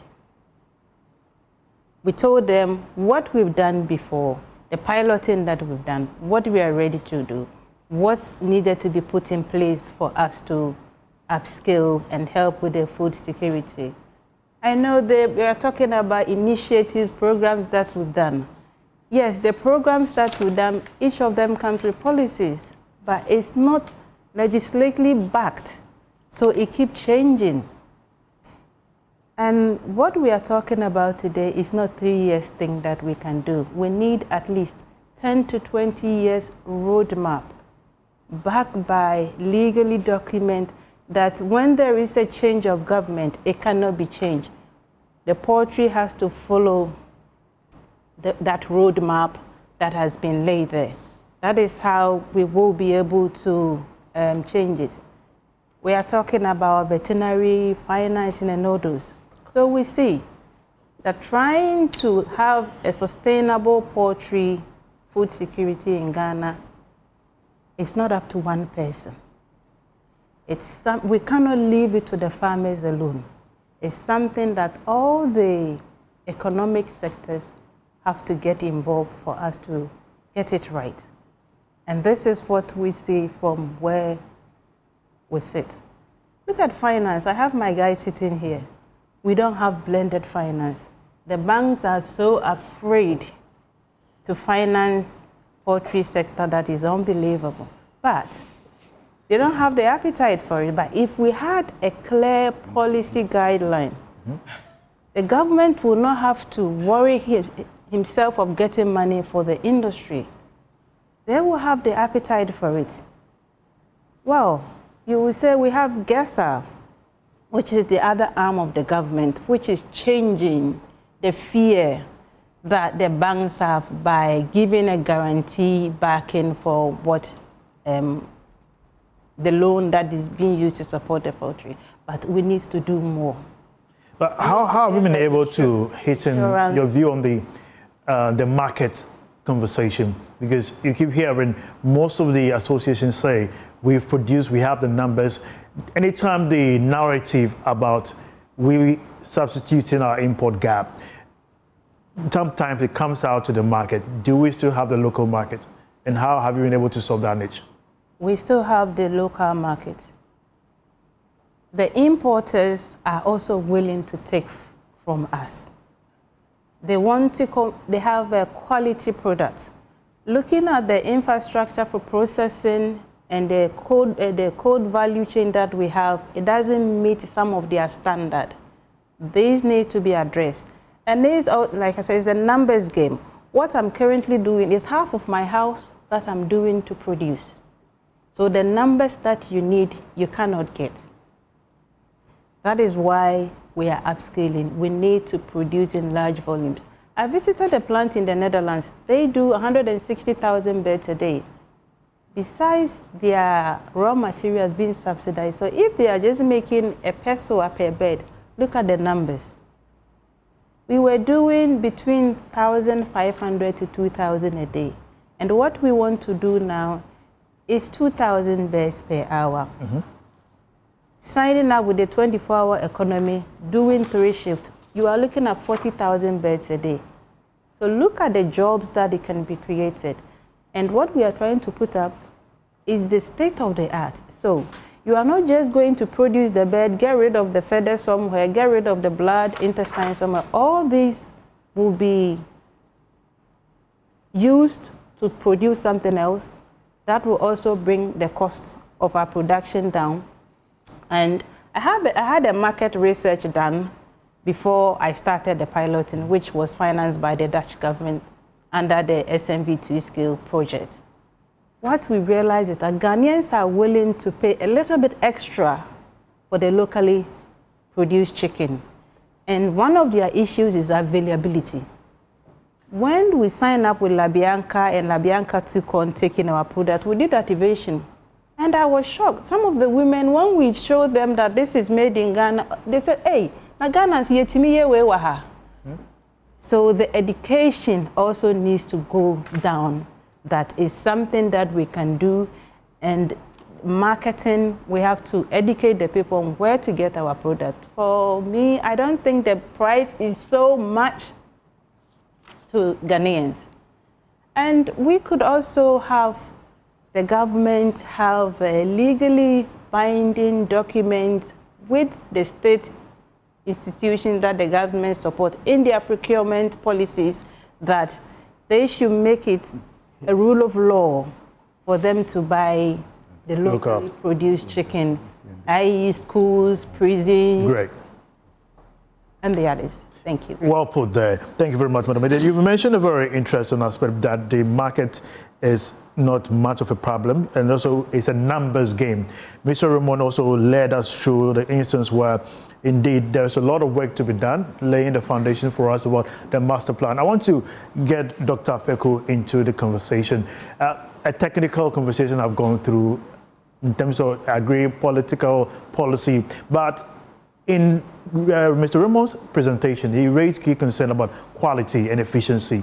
As doctors, what do you assess? And also, in regards to this policy, Nkoko Nkintikiti, have any of it come to your attention? And also, in terms of distribution, what do you take into consideration? Okay, thank you so much. Once again, I'm so grateful. I want to continue to say that the primary legislative governing animal health in the country is the Disease of Animal Act that in 1961, Act 83, which over the years needs to be updated. So I think the veterinary services and other stakeholders, with the help of the ministry, have come out with the animal health bill, waiting for it to be passed. And if you look at all these problems that are emanating, I think that with the passage of this law, it will really empower the animal health sector to be able to, specifically veterinary services, to be able to carry out most of these things in order to ensure that most of these things become successful. One key thing that I want to also come out with is that, before I come to probably the Nkoko Nkintikiti, I think that looking at marketing, throughout the whole world, there is a standard in which you can market your product. And if you talk about quality control, these are things that the veterinary services have to ensure to make sure that they're able to market their product, not even just in Ghana, but outside the country. What did Brazil do? They were able to take up a lot of diseases that we call them transboundary animal diseases that will prevent you from selling your products outside your country. And these things give them all the opportunity to be able to export their products to other countries, to be able to make a lot of foreign exchange.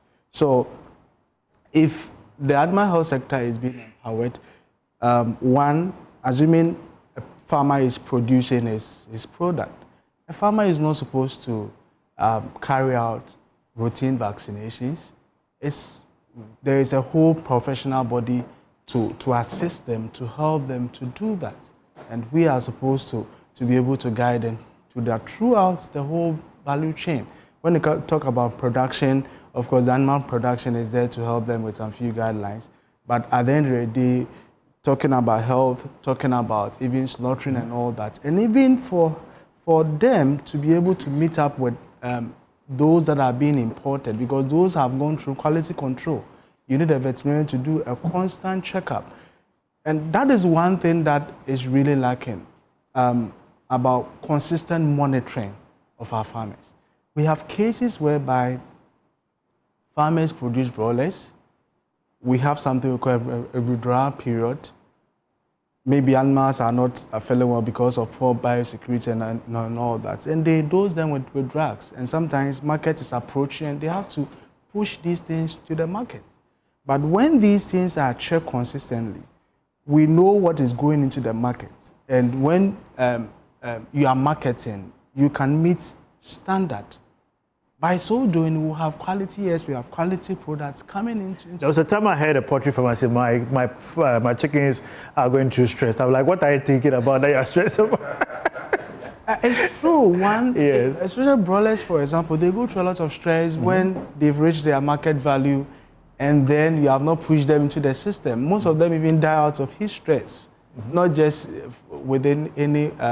And one, because of poor quality buildings and all that, most of them are overcrowded and all that. So all these things needs to be checked by the professional, but we need this law in order to empower us to be able to do that. And we hope the ministry, I think, is working very hard, and we hope that this law will be passed very soon to also empower us to be able to do most of these things.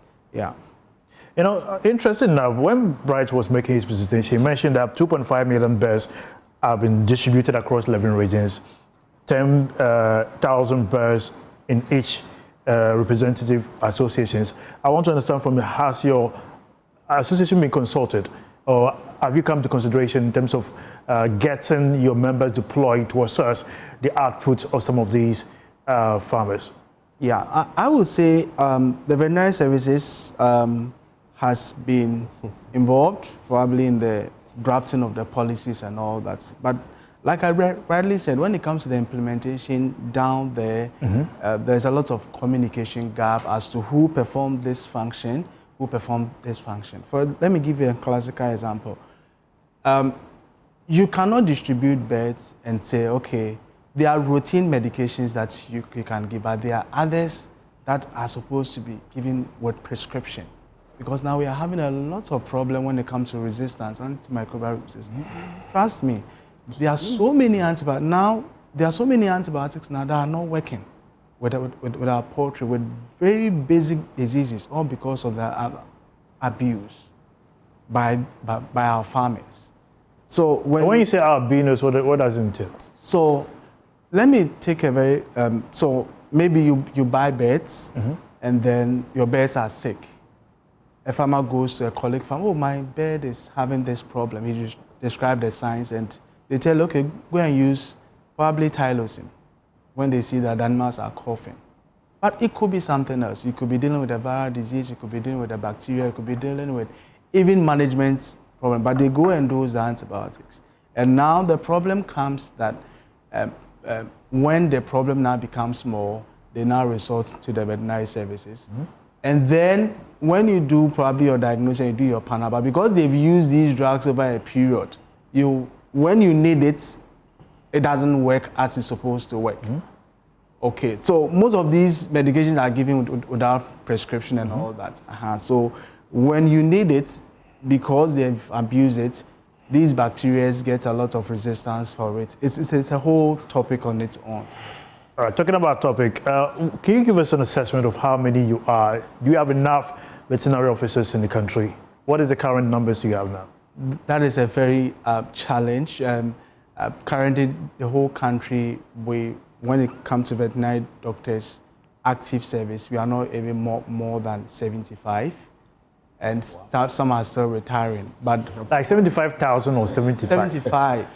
That is veterinary doctors. But when it comes to the technologists and other professionals, they also may be getting to up to about, let's say, from 600 to 700 active, those that are working in the government sector. And these are very inadequate. So you could have a district that you could have just 1 or 2 people managing the whole district. And every day you have new farms springing up. So how do you monitor? Because you don't even have the needed logistics to move about. So how do you monitor these farms? How do you ensure that there is quality control? How do you ensure that vaccines and other things are given in the right quantity, and farmers are doing what they are expected to do? And it creates a lot of problem or chaos in the whole system.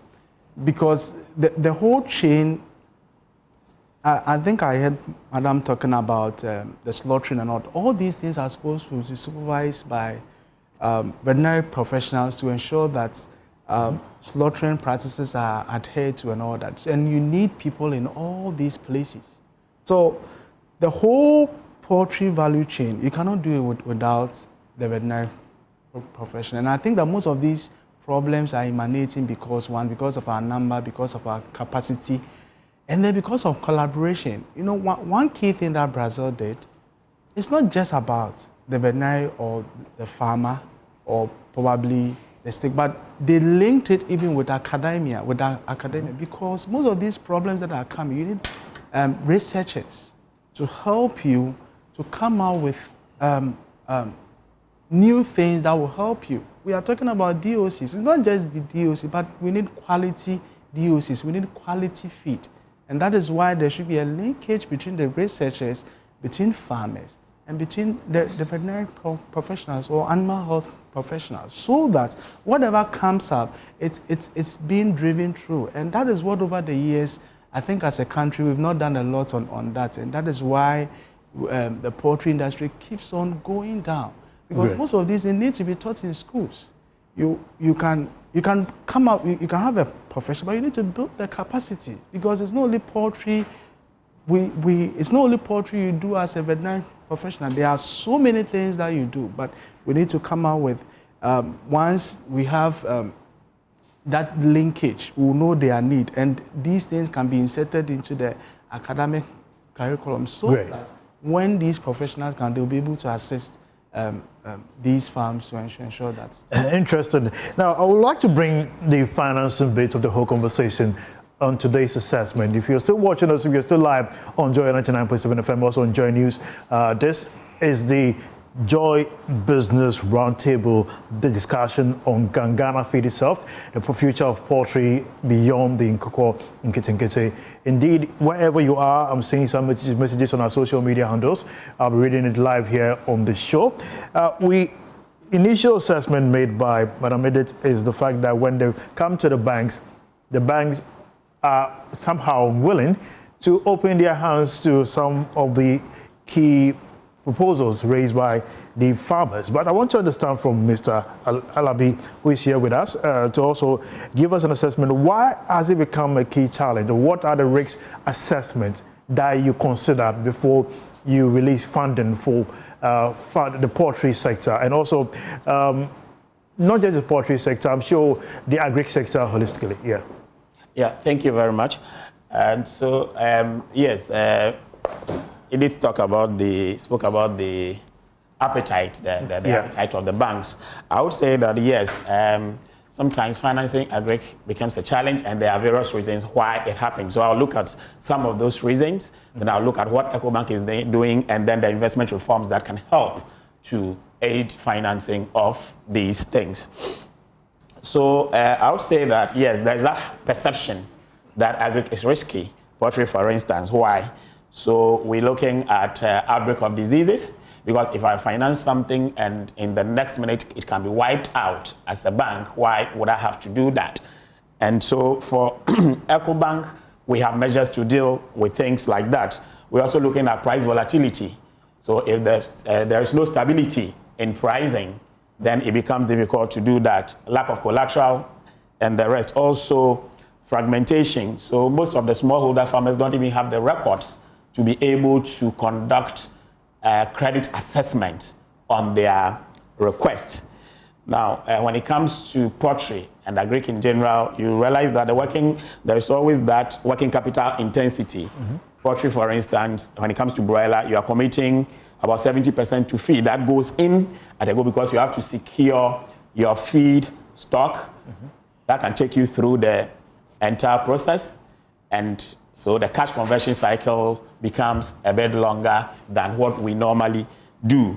Now, what I would say that at EcoBank, we have developed capacity to be able to look at financing agri in general and poultry in particular. So we have a whole unit that is built to look at agri financing. And I would say that for us, it's not about just doing it, but doing it and doing it well. And so we are looking at helping to scale local production when it comes to poultry. We have we have instances where we are financing the entire value chain, and we have instances where we are also financing the sections within the value chain. But in all this, what we try to do is to connect, ensure that whatever, for instance, we complain about market. So whatever we are financing, how are we pushing it out? So we ensure that we connect the dots. And so I would say that to help do this, to help banks to do this and do it better, we must look at some investment reforms. Market protection. We should have predictable trade policies, because if I would finance poultry, for instance, broiler, and at the end of the day, we are not able to push it out, I would have financed the input supplier, the hatchery, the production, the processor, and everybody. And at the end of the day, the goods are on the market, is not going out. What it means is that money is not coming back. And so we need that. Also, we're looking at feed cost reduction.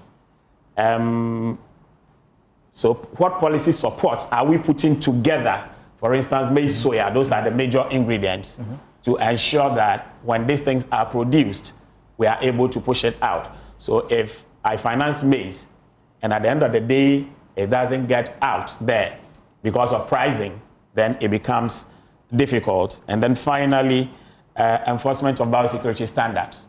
Like I indicated, if I would finance poultry that can be wiped out in a minute, why would I have to do that? Who is enforcing standards when it comes to biosecurity?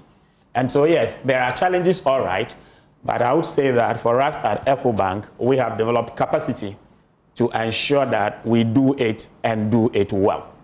Is venture capital an option for funding in this space? Yes. And how do you assess that?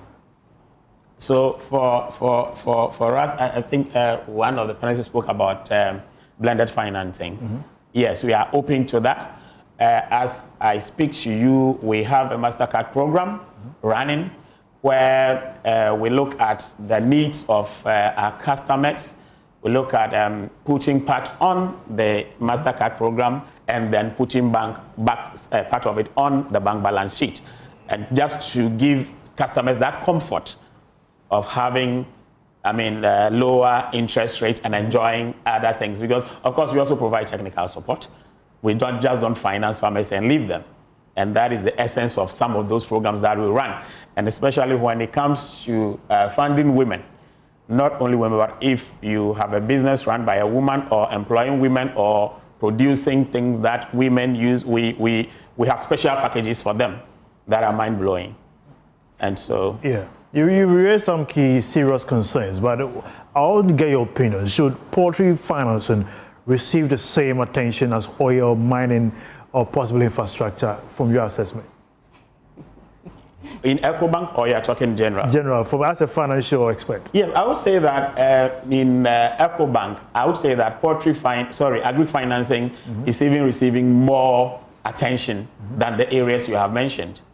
Because on other debtors, you may have just 1 or 2, 3 experts, but on the agri desk, you have a lot of people looking at how we are able to do it better. So I would say, from where I sit, because for us, even at the group level, that is across Africa, over 34 countries, agri is one of the focus areas for us in EcoBank.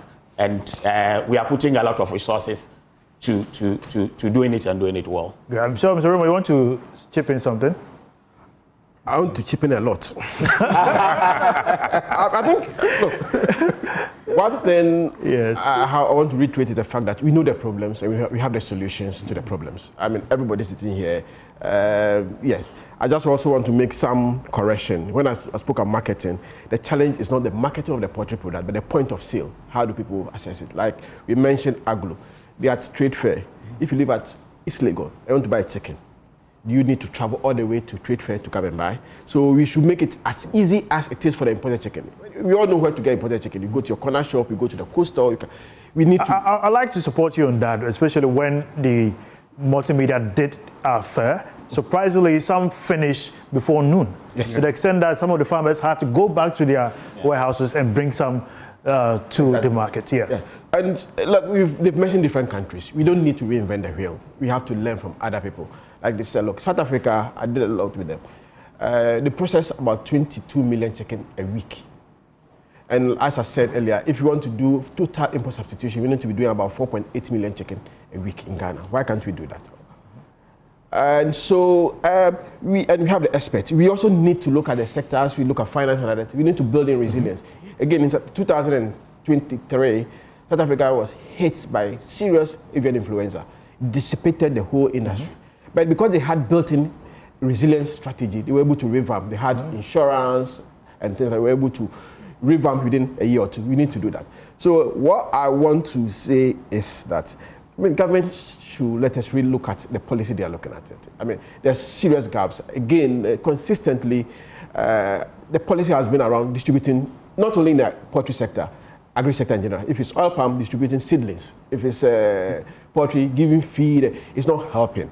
And we cannot address the challenges you're talking about if government takes the lead. We need the private sector to take the lead. I get the feeling, per your initial assessment, that you've been meeting with some of the stakeholders. Even yesterday you did that. How is the mood like? Is there a form of contention of a mood of contention or a mood of collaboration? Are they agreeable device? The master plan recommended a 10-year period. And they said, look, we should be able to do this in 5 years, learning from other countries like Nigeria, like South Africa, and we should be able. So there's a renewed interest to get it done. But I think what we are lacking is leadership. Leadership from the private sector, right leadership from government. So there are roles for each sector. The private sector has its own role to play, the sector association and other things. That's one thing that we have lacked. It's very weak in Ghana. We need to strengthen that so that we improve the coordination between all the various actors on the value chain, processors, feed mills, producers, hatcheries, breeder farms. We need to create that. And governments, as much as possible, to reduce spending physical cash in the industry. Supply is distorting the market. They should rather look at creating an enabling environment. I mean, we mentioned the guest house model. It's a very good model. Can we extend that? Access to land remains other very difficult things. Even the road network. I know some of the processors bring live birds all the way from Doma to Accra. There's no hatchery in Wa. Now, if the lamb that Dr. Kwe mentioned, if he's buying from Kumasi or Accra, if he has to go, it takes 2 days. And by the time, the mortality will be so high. So if you don't have hatcheries, we know now it takes about 7-8 hours to get to Kumasi and to Wa. If there's an accident, maybe 2-3 days. So government should govern, create the environment and allow private sector to take the lead and then address the issue. Government cannot do it. And one more thing I want to say, I heard the minister, when we were playing the soundbite, saying, oh, even MP, we seem to joke about the problem. Poultry is rocket science. Interesting. Now, let me get Mr. Ali, the Greater Accra, CEO of the Greater Accra Poultry Farmers Association. Mr. Ali, there are concerns over strong cartel of importers who are working against the homegrown policy that government, or let's say stakeholders, are trying to implement. Is that the case? And if not, what do you make of it? Certainly there should be cartels. Development is a struggle. What is the government policy intended to do with the cartels if they exist? You see, with the strong policy guide, no cartel will survive in certain industries. That should be the benchmark. There's something I heard from the minister's soundbite. He said the objective of the Nkoko Nkintikiti is to increase the poultry production in the country. If you listen to all the stakeholders by the table, does it tell you that the Nkoko Nkintikiti is capable of letting us achieve this objective?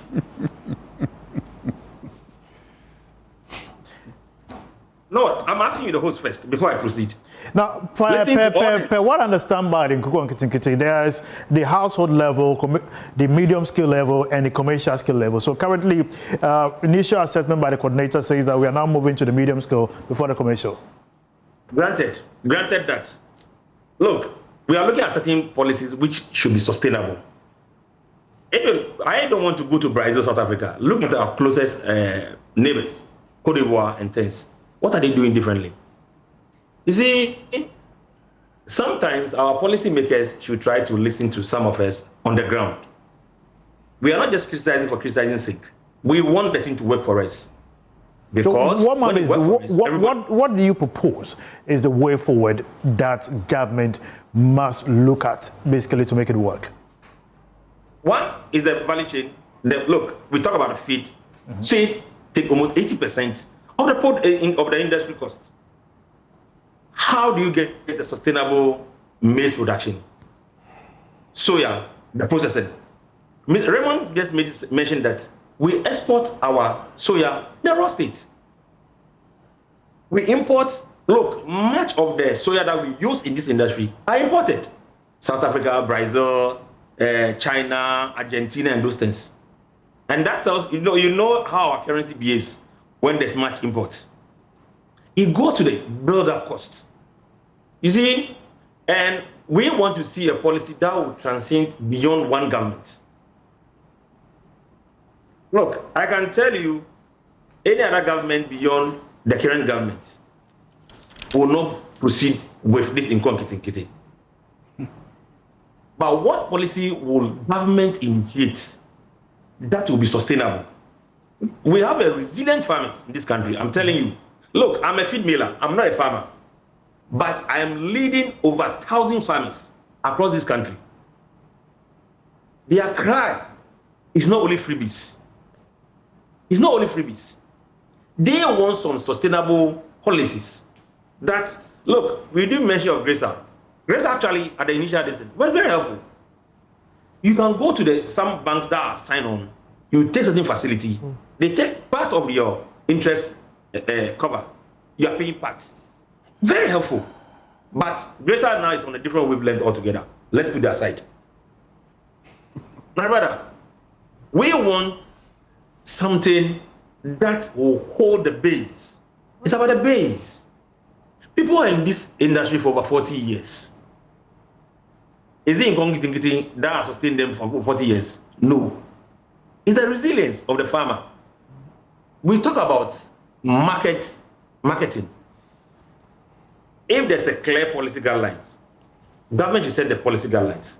Look, when you produce, you should not be the marketer. There will be off-takers, whom are going to be the established farmers.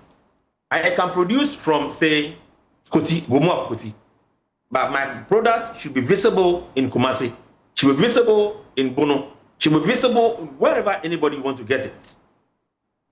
Look, these egg glut issues, when our farmers produce in excess of the egg and what the market can take, without the intervention of the multimedia, I'm telling you, some of the eggs will have been rotting. A lot of my farmers are out of business. Some of them don't want to come back again because what they suffered under the egg glut. Let's say we have a sustainable project like school feeding program. Government have initiated, look, we want to supply the primary schools and an egg per day. So it's a marketing thing. We are in about 9 regions of the country. And every farmer knows I produce this X number of eggs and I know the center where I'm delivering it to. That means there's a guaranteed market. When you produce and you are now to struggle and find your market, there's an additional thing. Have we submitted a proposal of that nature to the Greek ministry? My brother, if you are not consulted, how can you submit? When you make an overture and nobody's minding you, how can your destiny be inputted? Look, the thing that we want to, our farmers, look, when I advertise this program on our platform as the chief executive, our farmers have wonderful solutions. But when the policymaker has an iron curtain, doesn't want to hear you, what can you do? You can only lament. You can't go beyond lamentation. Look, all right, farmers, look, my brother, I can tell you, look, the young ones who are venturing into farming because the prospect in it, but after 1-2 steps, they are hit, and there's nothing you can do. All right, Ali, I'll get back to you shortly. You mentioned lamentation. Let me get to the books of Proverbs and listen to Mr. Bright, who is currently with us right now. Mr. Bright, you've heard from my panelists here in studio. You've also heard from the Greater Accra Poultry Farmers Association. Remember, can you hear me? Okay, we'll get Mr. Bright in shortly. But I also want to okay, Mr. Bright is joining us. One thing that has come to light is the current state of the policy. Many have raised concerns about lack of coordination. Many have raised concerns about lack of coordination and also the level of collaboration that is needed to enhance its full implementation. There are several concerns about the level of commitment, but one thing that has come to light is the fact that the 2025 budget, an amount of 241 million Ghana cedis, is yet to be assessed for some aspects of the Feed Ghana project. But in terms of financial commitment, how much would you say have gone in so far?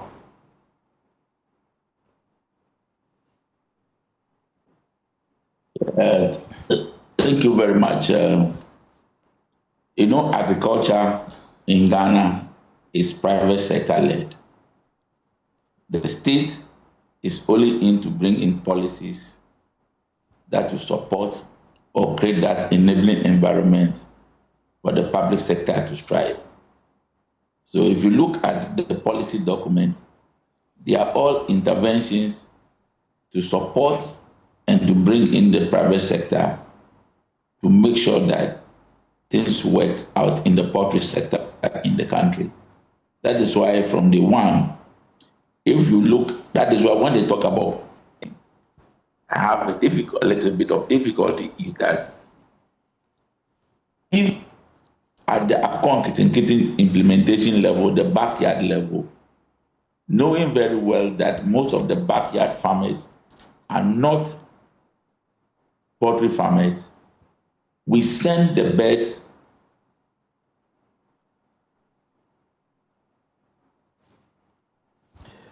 okay, I think we're having a bit of a technical challenge. Mr. Bright will join us once again shortly.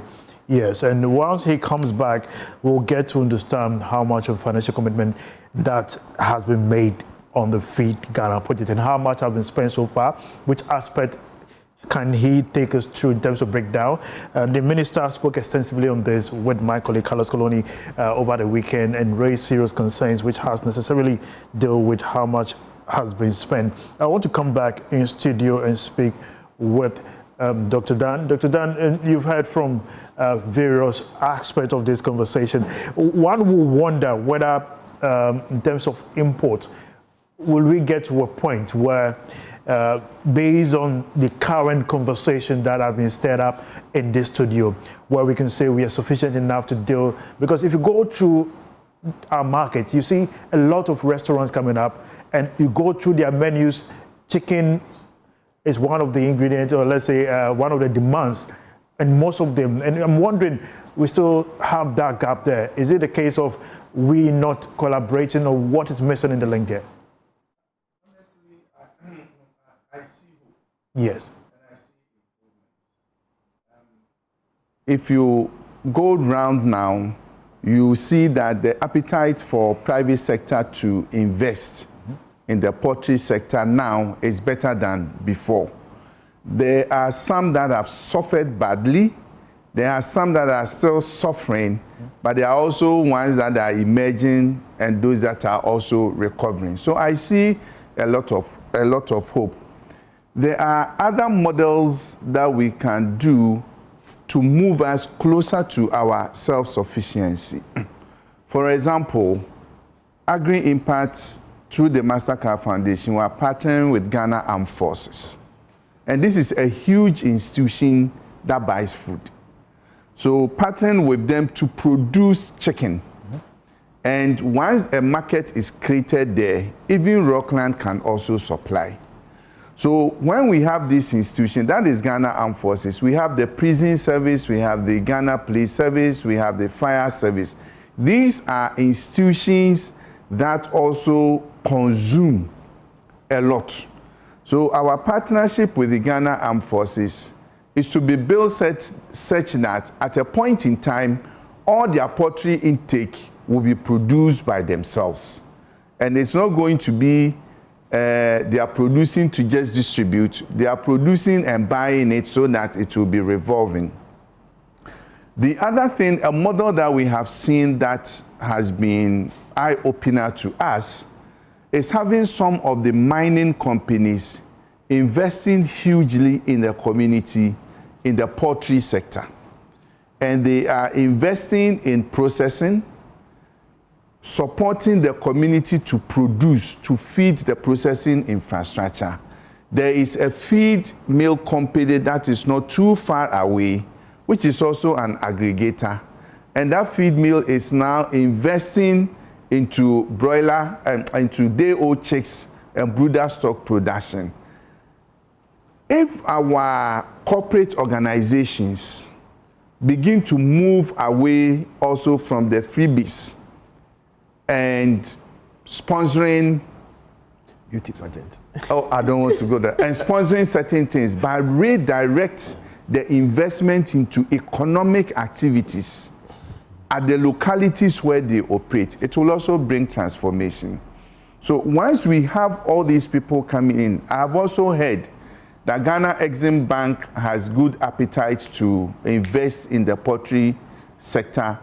I mean, we have seen signs, which is also good news for our private sector firms. So honestly speaking, there has been a lot of sensitization, there's been a lot of attention, and we are seeing more private sector moving into the poultry space. And that is what we are looking for. I am very optimistic. And I keep also advising the young ones. they have the social media tools. We talk about Aglo that has just one outlet at La. Yes. But these days, you can have one outlet but be distributing across. Except that it is not easy for one person to buy 1 kilo and then a delivery guy will move it from La all the way to Bawi. That will not work. But we can also have our young people, our social media influencers, our bloggers, who will be promoting the consumption of locally or we say nationally produced chicken. The digital Nkoko Nkintikiti. Once they are promoting, people in communities will be asking. And the people who are already in business, whether they are in the cold, they are selling imported chicken, once people are asking for, it also gives them the appetite to now bring from Aglo, from Amas, from Ransboat, from Lamdi, from Rockland, and all the locally produced very much chicken. Said, Dr. Dan. That also creates job opportunities for them. Yeah, let me get, Madam Edith, while you are answering this question, also you can also land briefly on your submission. What do you make of investment in the cold chain infrastructure? Is there something that we should consider? And if we can, how should it be done to ensure the supply in terms of preserving the quality in that? Briefly, we don't have much time. The cold chain sector is an investment that a private person can take in, because Rockland doesn't have to do or raise the birds, do the feed process, and also do the logistics as well. That is an opportunity for somebody to take. And then come to Doctor, as part of the grants I received from the MasterCard program through TechnoServe, we have distributed freezers to some people in the community that we've done the BOP pack 1 kg. So we have about 40 freezers in the community that we are selling 1 kg pack, making it available for our area. Well noted, well noted. Yes. Other can also look into getting the freezers, doing the 1 kg pack, because from the research report that I did, it's not everybody that can afford the whole chicken, but the 1 kg is affordable to everyone. That is something that currently we are piloting in the Setre South and Setre Kumawu district. Thank you. Well said. Let me get brief remark from Dr. Pekuso as well. A final remark. Okay. So thank you so much, and I want to say that disease outbreak I will still hammer on is one of the key things that is really destroying our industry. Quality control, biosecurity measures. I think these are things that have to be looked at in a holistic way. Gone are the days where you have poultry farmers sited in places where residential areas were not there, but now, because of urbanization, it's compromising biosecurity measures and all. So I think that it has to, land policies have to be made to protect the farmers and all that, and also to ensure that we have standards biosecurity measures, so that when they are accessing facilities and other things, they can also have. One thing I also want to add is that farmers, several years ago, farmers had trust in veterinary services to do every interventions for them, but now, because of social media, and then farmers are doing things on their own, and they wait till the problem comes before they resort to the professionals. I think we need to work together. That is why we were trained for several years. We are there to support, to make sure that when the farms are prospering, we are also okay. So let's work together as key actors. No one should jump into somebody's space and feel that, oh, I can fill the space because this person doesn't have the capacity. No. Everybody should be respected. Everybody should be able to work in this line. And I think that going forward, we should also, policies should be such that targets can be given to various animal actors to ensure that they fulfill or they are able to meet those targets. And as a country, we should take this thing very seriously, because at the end of the day, the poultry sector has a lot of great prospects to be able to boost. Right. Mr. Alabi, thank you. Yeah, thank you very much. So I would say that at EcoBank, we are very much committed to supporting the national poultry industry, let me put it that way. And we have developed capacity to play in that sector. We also have partnerships that can help farmers to, like I indicated, we have affordable capital, collateral-free loans at a certain thresholds. And so we are ready, working to any of our branches and make requests. And we will be happy to welcome you and then work with you to make sure that we are fighting a common battle. And I believe that at the end of the day, we'll win together as a nation in the poultry industry. Thank you. Thank you very much. And I'm sure let me get a remark also from Mr. Raymond. Okay, so I want to say two things quickly. Briefly, please. Briefly. I think there's been this tendency of vilifying the importers. They are business people, and they have a critical role to play. They have the cold chain infrastructure that you mentioned, and they understand the market. So we should give them a business case to buy the nationally produced chicken. That's one thing. The second thing I want to say is that, with this current backlash, government shouldn't take it personal. It should be an opportunity to relook at the document, as I said earlier. They have a policy. I think there are clearly gaps in the policy. We're also trying, with the help of MasterCard and Agri-Impact, trying to put together a master plan.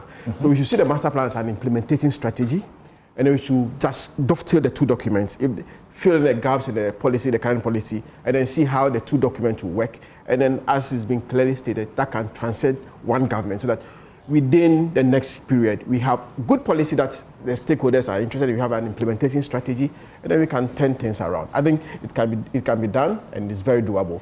Great. Let me get also final words from Mr. Lee, the CEO of the Greater Accra Regional Poultry Farmers Association. Mr. Lee, your final words. I'm sure, certainly, you have few takeaways, briefly. Yes, I think, let me thank Multimedia. I think we will continue to engage Feed Ghana office. Honorable Demoji, please take our criticism in good faith. We want to see the sector working. Clearly, when you start implementing a policy like this, the gap will certainly start showing. We want to fill in the gaps, show where we want to balance everything. But Mr. Honorable Demoji, I'll come around. Let's work together for the betterment of the industry. Indeed, you shouldn't take it personal, and this is for Golden Country. And here at the Multimedia Group, we always ensure we give objective assessment of what is happening across sectors. And today, the spotlight is on the agri-poultry farming industry. We brought you the assessment here on Joy 99.7 FM, also on Joy News, also across all our social media platforms. JoyBusiness handles this, and we always ensure we bring you objective assessment. And certainly, we'll be coming forward to the Agri Minister himself eventually after this assessment. All the opinions shared here, especially the policy document, to the agribusiness, to the Agri Minister himself, that is Mr. Eric Opoku. And so I want to thank you for watching us here this morning. My name is Winston Taki, and I had the privilege of hosting my panelist, Mr. Raymond Dente, the Agribusiness Finance Market Systems, and also I had the privilege of also having Mr. Ali Mohammed, the CEO of Greater Accra Regional Poultry Farmers Association. We also have Edith Akosa Wetland, the CEO of Rockland Farms, and she's also a farmer, a processor, a marketer, and a feed producer. Dr. Dan Akwe, the CEO of Agri-Impact, and Raymond Dente, lead consultant on the National Poultry Farmers Association Master Plan. Before we go, I think I didn't get opportunity to hear from Mr. Bright. Mr. Bright, there was a very personal message sent from Ali saying that don't take it personal. But however, I want to get your final statement before we go. Yeah, thank you very much. It is not personal. These are policy interventions by all stakeholders. It's been validated by all stakeholders. But in policy implementations, there's always the need to review and look at it when you are started implementations. So we agree that there may be some gaps, but we also need to agree the fact that all stakeholders were invited and there are documents to prove that point that the National Poultry Farmers Association of Ghana was part of the validation process. That's the point I want to make. It is not about emotions, it's about the fact.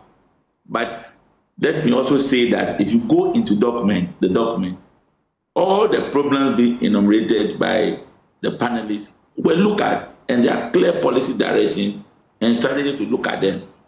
It is on that vein that the very day the president launched the Nkoko Nkintikiti program, that very day we went into Bechem to launch a very integrated, complex poultry infrastructure. That is to look at feed production in the Middle Belt, hatchery, processing, marketing, and cold room systems. That infrastructure is there. And the program is to look at it from the southern sector, the Middle Belt, and the Northern Belt. So most of the issues you raise with regard to even the veterinary services and all that, the program have realized that there are difficulties in the veterinary provisions, even the extension delivery on the field. So we take up all those points, and the policy and its implementation is resolving most of these challenges, like the bill for veterinary services, to ensure that they have an act that a new act that will look at it comprehensively. Those are all initiatives by the ministry and the program to ensure that we bring in all the stakeholders on board. So the policy is being comprehensive. We are looking at the whole value chain. So maybe some of our panelists haven't had the privilege of looking into the full complement of the document. We can provide it for them to look at. And this is not... We hope the document is on your website. Yes, it's on the MOFA website. So they should go into the document. When you go to the MOFA website, the document is there, so that they can have detailed information about the document. So that when the criticisms are coming, we can see it clearly. But something that is boldly written in the document, a strategy that is boldly written in the document, for somebody to say it's not in, is very problematic. So I also appeal to them as stakeholders in the sector, they should go back and look at the document, because clearly, from hatchery to processing to marketing, there are clear strategies in the document, and I can mention practical things. Mr. Bright, I think we'll certainly create another opportunity to go deeper, because we've had extensive conversation here. And once again, I want to appreciate that you make time to join us here on Joy News. This has been the Joy Business discussion here, Roundtable, bringing you a comprehensive assessment of Ghana's poultry industry, whether we are self-sufficient, following several government policy. I had the privilege of having Dr. Dan Akwa, the Agri-Impact Happy Project, here in studio. Also, Ali Mohammed, the CEO of Greater Accra Regional Poultry Farmers Association, Edith Akosa Whitland, the CEO of Rockland Farms, Raymond Dente, the Agri-Business Finance Market System and Poultry Sector Expert, Dr. Kwao Peku, the representative of the Veterinary Medical Association, Timothy Alabi, Agri-Sector Lead at Ecobank Ghana Limited. We had the privilege of having on Zoom Bright Kojo Dimoji, the National Coordinator for the Feed Ghana Program, and Ali Mohammed, the CEO of Greater Accra Poultry Farmers Association. Once again, from the Minister himself, Agricultural Minister, says, do not eat the fowls. Don't eat everything. Keep some. Keep some. We'd like to thank you for watching us and also watching us from across the world. My name is Winston Taki. Thanks for watching. Up next is the Midday News. Stay tuned. Right back.